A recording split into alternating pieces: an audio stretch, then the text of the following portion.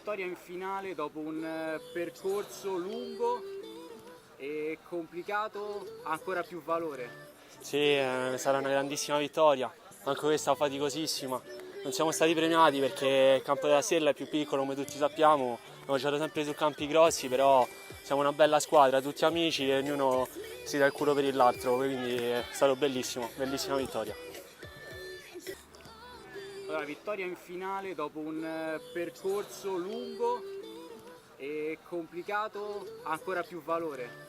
Sì, sarà una grandissima vittoria, anche questa faticosissima. Non siamo stati premiati perché il campo della Stella è più piccolo, come tutti sappiamo, abbiamo giocato sempre su campi grossi, però siamo una bella squadra, tutti amici e ognuno si dà il culo per l'altro, quindi è stato bellissimo, bellissima vittoria.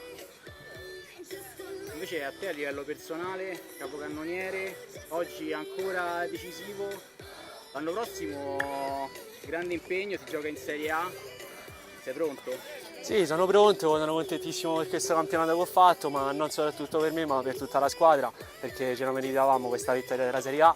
Siamo stati a un passo anche l'anno scorso, però non ce l'abbiamo fatta. Quest'anno siamo stati più fortunati e adesso pensiamo anche al prossimo anno, certo, serviranno 2 o 3 innesti per completare il gruppo al massimo.